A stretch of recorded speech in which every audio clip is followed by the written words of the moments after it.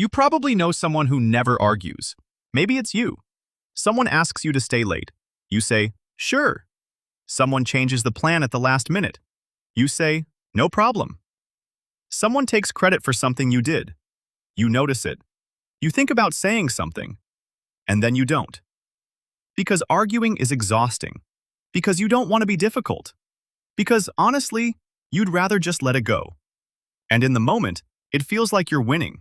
You avoided the awkward conversation. You kept the peace. Nobody got upset. But there's a problem. You didn't avoid the cost of the conflict. You just paid it yourself. And the strange thing is, the person who never argues can sometimes end up paying much more than the person who does. Not in one dramatic explosion, in tiny payments. 10 minutes here, an extra favor there. A weekend you didn't really want to give away. A relationship where you're always the one adjusting. A job where your workload quietly doubles because everyone knows you'll handle it. And eventually, something even more expensive. Resentment. Let me show you how this happens. A few years ago, imagine there's a woman named Maya. Maya is the easiest person in the office. If you need someone to cover your shift, Maya says yes. If the meeting moves, Maya adjusts. If the client changes their mind for the fourth time, Maya smiles and says, okay, we can make that work. Everyone loves Maya. She's reliable. She's calm. She's so easy to work with.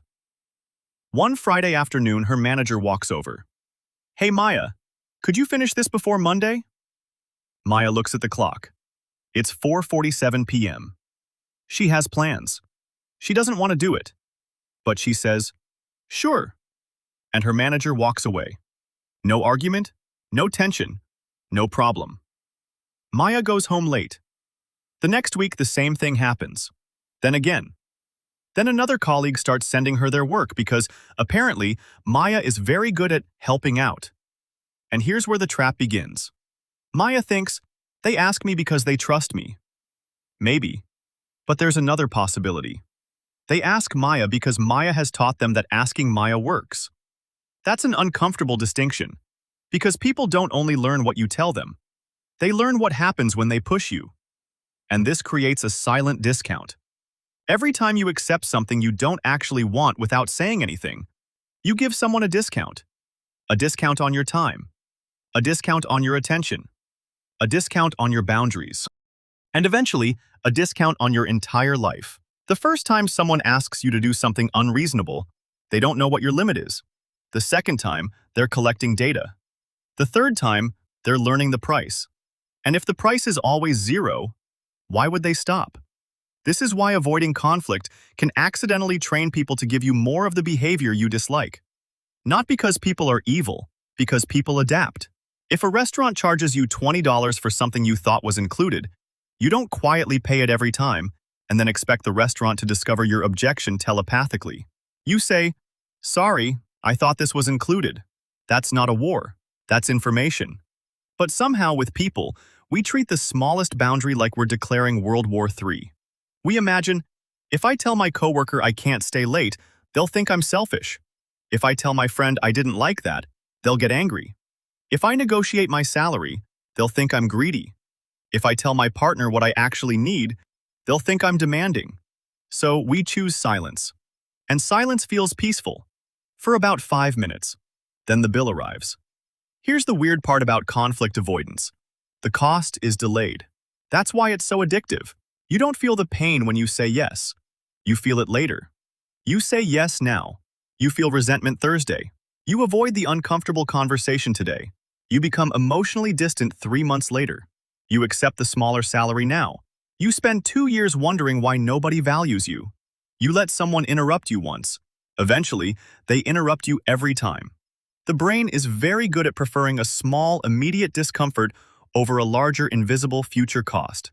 And that's exactly why keeping the peace can become such an expensive habit. Because the peace isn't actually free. Someone is paying for it. And if you're always the person saying nothing, that someone is usually you. Think about a situation in your own life right now. Not your biggest trauma. Not the person who ruined your life. Just something small. A coworker, a friend, a family member. Someone who regularly asks for more than you want to give. Now finish this sentence. I wish they would stop. Don't say it out loud. Just fill in the blank. Got it? Now here's the uncomfortable question. What have you been doing that teaches them it's okay? That's not blame. It's leverage.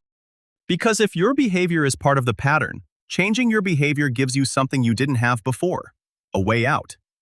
And you don't need to become aggressive. In fact, that's the biggest misunderstanding about boundaries. You don't need to become the person who argues about everything. You need to become the person who can tolerate a little tension without immediately paying to make it disappear. That's the skill. Every healthy relationship has some tension. You ask for something. They don't like it. They push back. You explain. They adjust. You adjust. You find the middle. That's normal. But conflict avoiders try to eliminate the tension immediately. The second someone looks disappointed, they surrender. The second someone says, "Really?" they backpedal. The second someone gets annoyed, they think, okay, forget it." And that's where the real cost begins. Because every time you pay to remove 5 seconds of awkwardness, you're teaching yourself, my discomfort matters less than everyone else's. Do that for long enough and you don't just lose arguments. You lose your preferences. You stop knowing what you actually want because you've become so good at accommodating everyone else. And then something fascinating happens. Eventually, you explode. The person who never argues for 3 years suddenly has a meltdown over a dirty coffee cup. And everyone looks shocked. Why are you so angry? Because they're seeing the final payment. They didn't see the installments. So what do you actually do? You don't need a confrontation. You don't need a speech. You don't need to suddenly become Gordon Ramsay with a calendar. You need one tiny change. Stop answering immediately. That's it. The next time someone asks you for something you don't want to do, don't say yes. Don't say no either. Just pause, 4 seconds, and say, "Let me check," or "Let me think about it," or "Give me a second." That 4-second gap is ridiculously powerful because most people don't actually agree. They react. Someone asks, "Can you work Saturday?" "Sure." Someone asks, "Can you take this over?" "Yeah."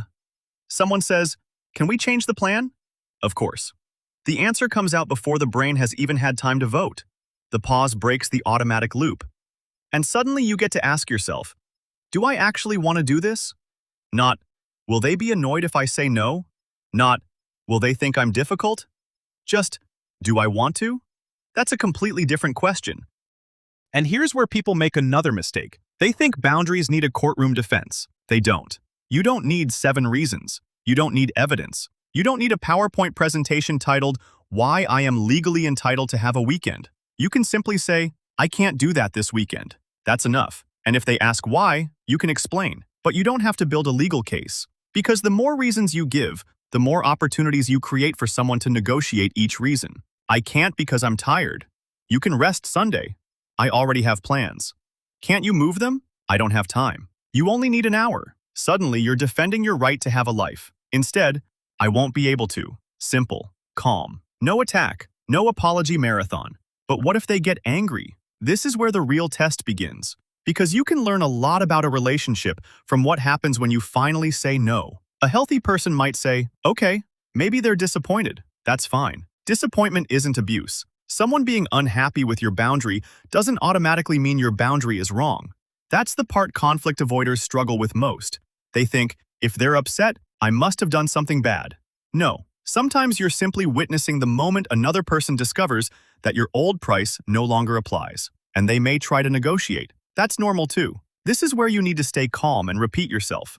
"I understand, but I can't. I know it's inconvenient, but I can't. Unfortunately, I won't be able to." Same message. You don't create a new argument every time they push. You don't start inventing increasingly elaborate excuses. Because once you start defending every inch of your boundary, the conversation becomes a negotiation. And sometimes, there is nothing to negotiate. You are allowed to have a limit. There's something else nobody tells the agreeable person. Being easy to deal with can make you extremely valuable, but it can also make you extremely easy to overlook. Think about the employee who never complains. The manager might think, "She's happy." The employee thinks, "They know I'm overloaded." Those are 2 completely different realities. Or the friend who always chooses the restaurant. Everyone thinks, "She doesn't mind." She thinks, "Nobody ever asks what I want." Or the partner who always says, "Whatever you want." Eventually, the other person stops asking. Not necessarily because they don't care. Because you've given them no information. You made yourself easy to read. My preference doesn't matter that much.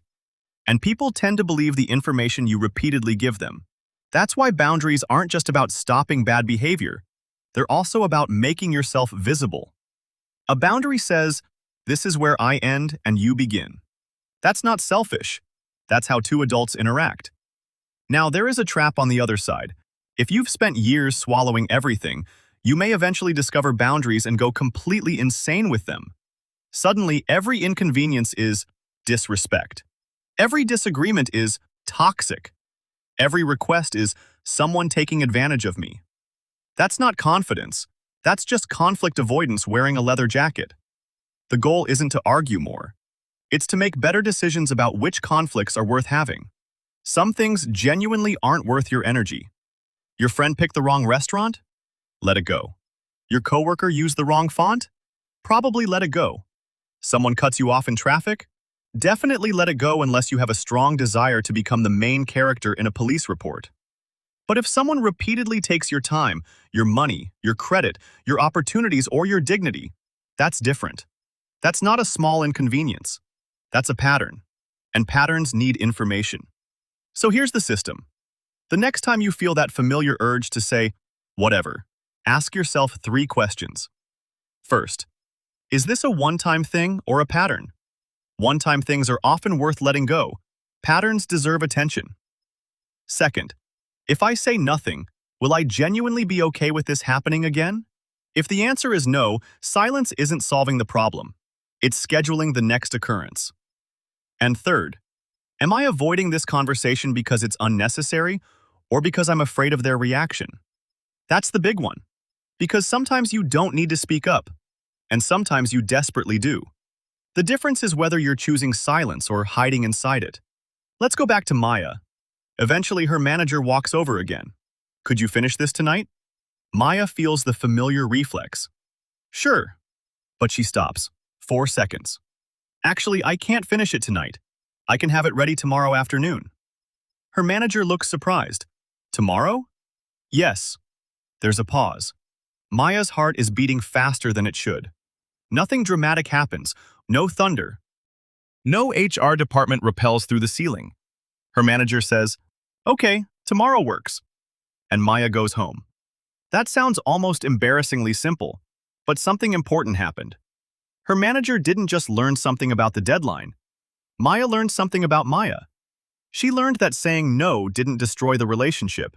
She learned that discomfort could survive. She learned that someone else's disappointment wasn't an emergency. And most importantly, she stopped paying for peace with her own time. That's the real shift. Because the goal isn't to become someone who wins every argument. The goal is to stop entering every interaction believing that you have to lose for everyone else to be comfortable. You don't. Sometimes peace is worth paying for, but it shouldn't always come out of your pocket. So the next time someone asks you for something, don't rush to be easy. Pause. 4 seconds. And ask yourself, if I say yes right now, who pays for that yes? Maybe the answer is nobody. Great. Say yes. Maybe the answer is me. Then you have a decision to make. Because a yes that you resent isn't generosity. It's a debt you're quietly giving yourself. And eventually, you will send yourself the bill. Subscribe for more videos like this.